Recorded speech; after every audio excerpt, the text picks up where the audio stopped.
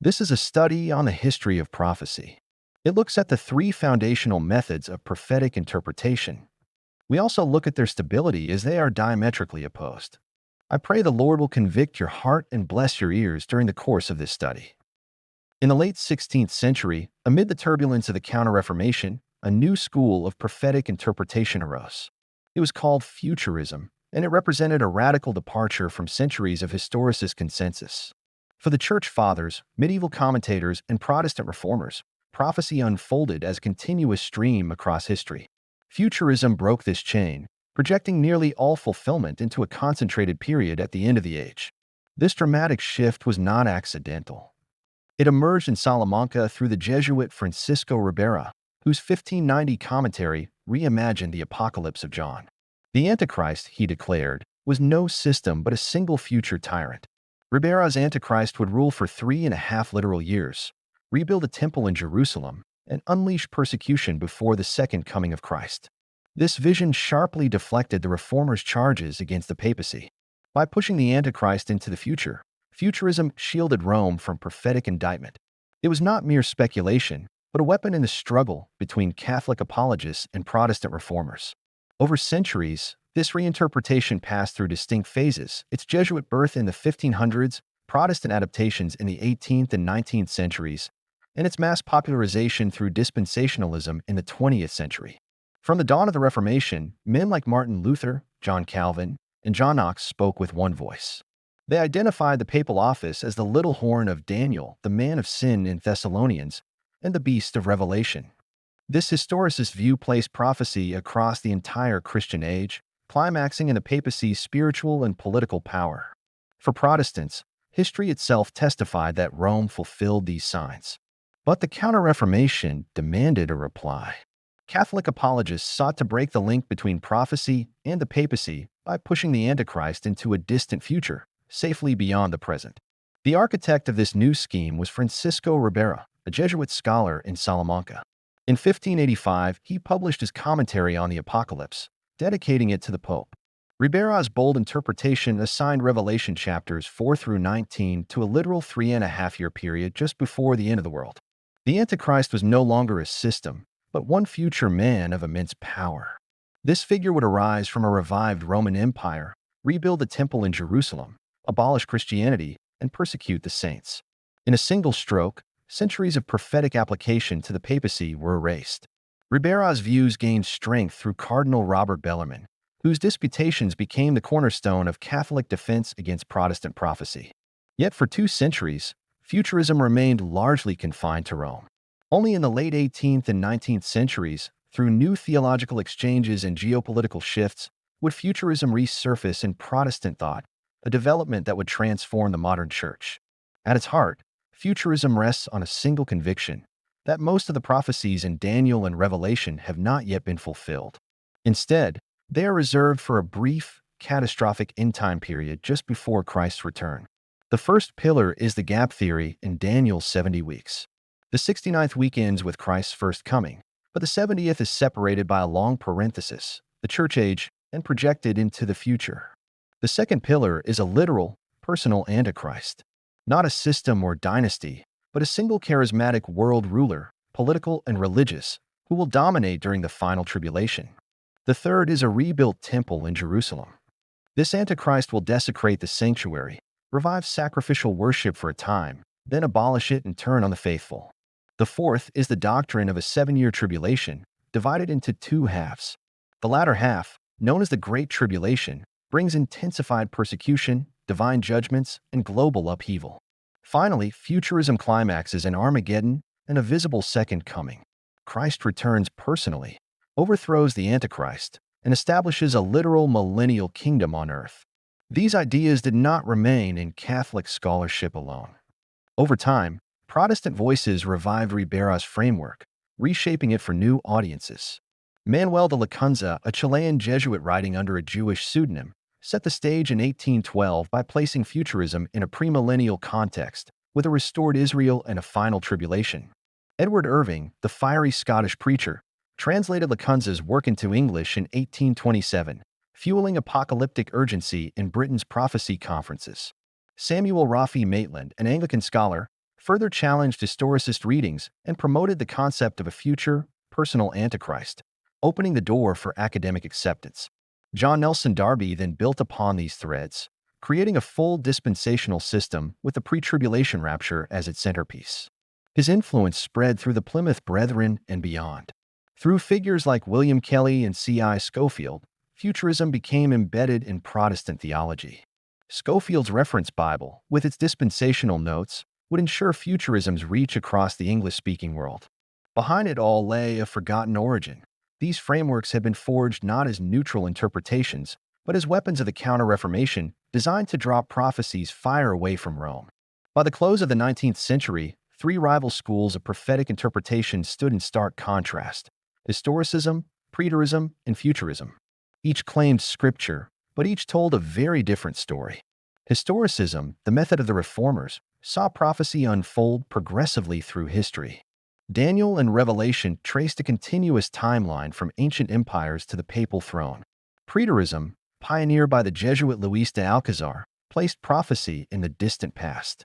The Antichrist was Nero or another early ruler, and Revelation was fulfilled in pagan Rome or Jerusalem's fall. Futurism, born with Francisco Ribera, deferred nearly all prophecy to the final days. It foresaw a single future Antichrist, 7 years of tribulation, and a climactic return of Christ. Each model carried strengths. Historicism offered continuity and accountability across history. Preterism emphasized context and restrained speculation. Futurism emphasized imminence and clarity of final crisis. Yet the origins mattered. Both preterism and futurism were products of the Counter-Reformation, crafted by Jesuits to deflect the Reformers' unanimous verdict that the papacy was the Antichrist foretold in Scripture. Futurism was never a harmless theological curiosity. It was a strategic invention of the Counter-Reformation, calculated to shield the papacy from the Reformers' prophetic indictments. The Reformers, from Luther to Knox, declared with one voice that the papacy fulfilled the marks of Antichrist in Daniel, Paul, and Revelation. This was not fringe speculation, but their unified historicist testimony. In response, Jesuit scholars produced alternatives. Francisco Ribera pushed the Antichrist into a short future reign. Luis de Alcazar placed him in the distant past. Both schemes diverted attention away from Rome. Rome sanctioned both views as orthodox scholarship, despite their mutual contradiction. This revealed not a search for truth, but a tactical smokescreen designed to break prophecy's direct link to the papacy. The historian J.A. Wiley exposed this strategy in his work The Papacy is the Antichrist. He demonstrated from Rome's own decrees and bulls that its claim to divine authority matched prophecy's description of the man of sin. Wiley cited Boniface VIII's bull Unam Sanctum, declaring every soul must submit to the Pope for salvation. He cited the Council of Trent's anathema on justification by faith alone. Each fulfilled prophecy's warning. The contradiction was fatal to Rome's claim of infallibility. To approve two opposite interpretations of prophecy was either to knowingly sanction falsehood once, or to do so twice. Either way, the edifice of infallibility crumbled. The Reformers' testimony stood unmoved. The prophetic record identified the papacy, not a distant tyrant, as the Antichrist of Scripture. By the 18th and 19th centuries, the Counter-Reformation's futurist scheme had spread beyond Catholic polemics and entered Protestant thought. This was no neutral development. It bore the marks of deliberate strategy. The historian J.A. Wiley called the Reformers' historicist view the chain of prophecy unbroken from Babylon to the papal throne. Jesuit futurism, he argued, cut that chain in two, removing the papacy from its rightful place in prophecy. Catholic apologists admitted their aim to shift the Antichrist from the papacy to the distant future. This diversion was not subtle, but openly confessed in writings meant to counter Protestant claims. E.B. Elliott, in his Ori Apocalyptici, documented how Ribera's ideas filtered into Anglican circles through figures like Samuel Maitland and James Todd. It was not organic growth, but an importation of Jesuit thought. Henry Grattan Guinness, in Romanism and the Reformation, lamented that Protestant pulpits once lit by prophetic witness had wrapped themselves in a Jesuit veil. He called this shift the most subtle assault on Protestantism since the Spanish Armada. Merle d'Aubigné, in his History of the Reformation, warned that prophecy had given nations courage to resist Rome's yoke. But once the Antichrist was placed in the future, Rome's dangers seemed removed and her influence revived. He noted the timing. As futurism spread, Papal prestige resurged after the Napoleonic Wars. The loss of historicist interpretation coincided with Rome's reappearance on the world stage. Eliot carefully traced the consequences. By abandoning the year-day principle in Daniel's prophecies, Protestants dismantled the very timeline that had exposed the papal dynasty as the beast. The framework was hollowed out. The prophetic implications were immense. With Futurism entrenched, the papacy could present itself not as a living fulfillment of prophecy, but as a relic of the past. The deadly wound of Revelation seemed healed. Where once reformers thundered warnings, Protestant pulpits grew divided or silent. Prophetic opposition collapsed in the very nations that had broken Rome's temporal power. The strategy of Futurism had achieved its purpose. The 20th century witnessed Futurism's full normalization across much of the Protestant world. What began as a Jesuit strategy in the 16th century became the dominant eschatological framework of modern evangelicalism. The Scofield Reference Bible, first published in 1909, was pivotal. Cyrus Ingerson Scofield's notes, built on John Nelson Darby's dispensational scheme, embedded Futurism directly into the biblical text for millions of readers. Darby's chain of influence, itself rooted in Ribera's Futurism and carried by Protestant interpreters like Samuel Maitland and James Todd, now reached every corner of the English-speaking church. The reach was unprecedented. Oxford University Press published the Scofield Bible, giving its marginal notes scholarly weight. For many Christians, the commentary was received with the same authority as Scripture itself. The effect was decisive. The Antichrist was relocated to a future tribulation, and the papacy disappeared from prophetic view. Rome was no longer seen as the beast of Revelation, but as history's backdrop. At the same time, the Pentecostal and charismatic movements adopted Futurism almost wholesale. From Azusa Street in 1906, leaders like Charles Parham and William Seymour preached an imminent rapture. By 1916, the Assemblies of God formally adopted a premillennial, pre-tribulation rapture in their statement of fundamental truths. Futurism thus became foundational to the fastest-growing branch of Protestantism. Mid-century brought mass media amplification. Radio preachers and television evangelists reached millions, proclaiming futurist timelines as gospel truth. Hal Lindsey's The Late Great Planet Earth, published in 1970, became the decade's best-selling nonfiction book. It cast current events through a dispensational lens, shaping the worldview of a generation. In the 1990s, Tim LaHaye and Jerry Jenkins' Left Behind novels fictionalized Darby and Scofield's scenario, embedding it in popular imagination worldwide. Fiction became doctrine for millions of readers. Yet through it all, Rome remained consistent. The Vatican sanctioned both preterist and futurist frameworks, despite their mutual contradiction. This maintained the Counter-Reformation strategy. Prophetic fire never touched the papacy. Some Protestants still resisted. J.A. Wiley warned that to place Antichrist in the future was to unchain the beast. Henry Grattan Guinness called Futurism the masterpiece of Jesuit strategy. Leroy Edwin Froome, in The Prophetic Faith of Our Fathers, documented the continuity of the historicist witness from the early church to the reformers. Yet his was a minority voice in a world captivated by Futurism. By centuries' end, the triumph was clear. The Reformation's prophetic foundation had been erased. The papacy stood free from eschatological critique, and the beast of Revelation appeared to rise again, admired by the very nations once opposed to it.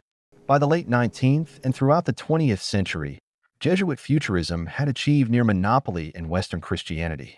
It was not a spontaneous shift in belief, but the fruit of 3 centuries of deliberate propagation. Theological colleges and seminaries absorbed it first. By the early 1900s, Anglo-American schools were teaching modified Jesuit exegesis, often without acknowledgement of its source. The Scofield Bible became their textbook. Prophecy conferences amplified the message.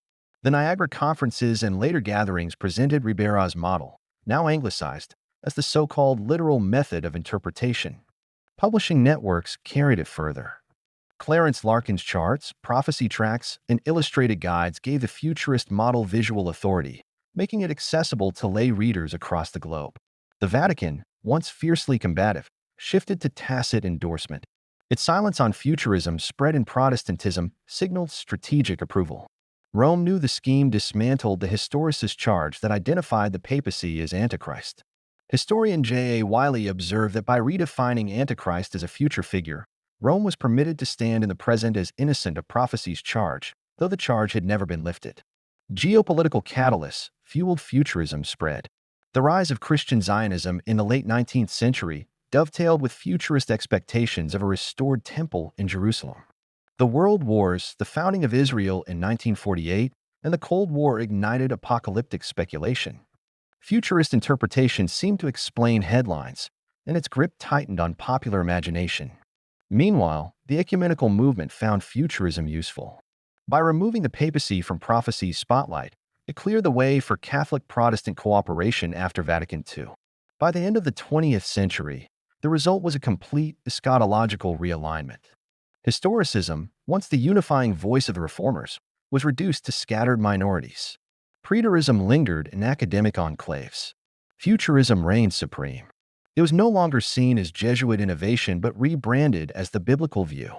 A rhetorical triumph had obscured its counter-Reformation origin.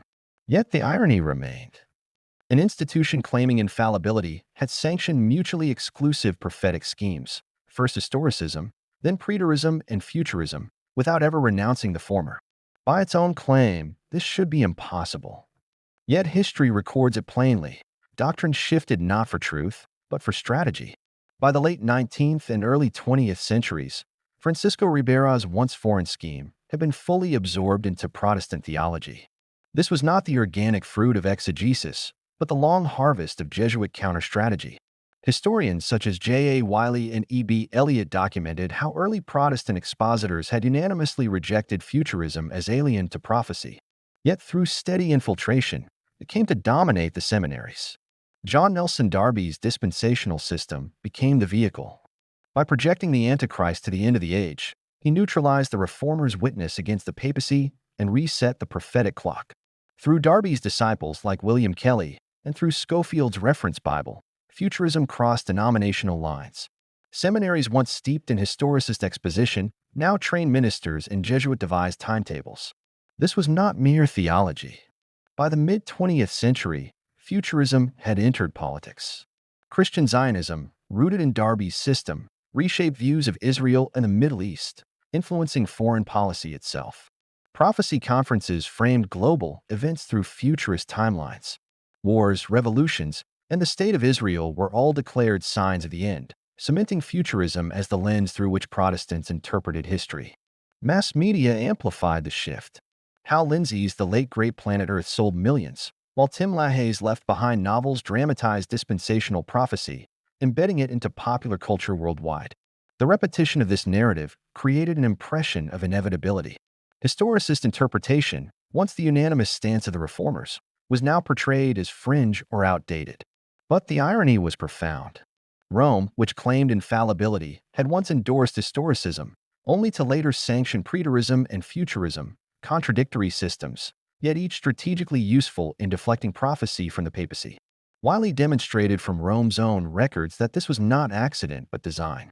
The papacy, threatened by the reformers' testimony, had dismantled their prophetic foundation through calculated counter-teachings. The result was cultural entrenchment. By the close of the 20th century, futurism was no longer seen as controversial. It was assumed, preached, published, televised, and fictionalized as if it had always been the truth. The prophetic word is not optional. As Peter declared, it is a more sure word of prophecy, given to safeguard the church through every age. To neglect it is to stumble in the dark. The reformers understood this. From Luther to Knox, they identified the papal system as the Antichrist of Daniel and Revelation, not from prejudice, but because history matched prophecy with precision. The 1,260-year prophecy of Daniel and Revelation, from 538 to 1798, traced the papacy's temporal reign. From Justinian's decree to Napoleon's capture of Pope Pius VI, the timeline was fulfilled exactly. Jesuit counter-strategy arose to obscure this record. Francisco Ribera projected the Antichrist into a short future reign. Luis de Alcazar buried him in the distant past. Both schemes removed Rome from prophecy's crosshairs. Rome sanctioned both contradictory views, claiming them as orthodox while insisting upon infallibility. This contradiction exposes the strategy. Truth was not the goal, survival was. Over 3 centuries, Ribera's futurism migrated into Protestantism, carried by Darby, systematized by Schofield, and spread through prophecy conferences and mass media. By the 20th century, it was the dominant Protestant view. In this transfer of thought, the once unanimous historicist witness of the Reformation was silenced. What had been the backbone of Protestant identity was now dismissed as obscure or fringe. Yet prophecy itself warns of such deception. Paul wrote of a falling away before Christ's return, with a man of sin seated in the temple of God. John foresaw the beast regaining global influence as all the world wondered after it. The absorption of futurism into nearly all of Protestantism is itself a prophetic fulfillment, a preparation for final deception, in which the beast power rises again, unopposed. The historical record is irrefutable. Prophetic timelines match events exactly. Jesuit authorship of futurism and preterism is a matter of record, and the Reformers' unanimous verdict on the papacy has only been abandoned through deliberate diversion. To reject the historicist framework is to discard the key God entrusted to his people for endurance. The Reformers would answer with one voice: we must restore it, for the stakes are eternal. The question remains for our generation: will we eat prophecy's lamp, or will we walk by a light devised to mislead? The answer will shape not only theology, but destiny.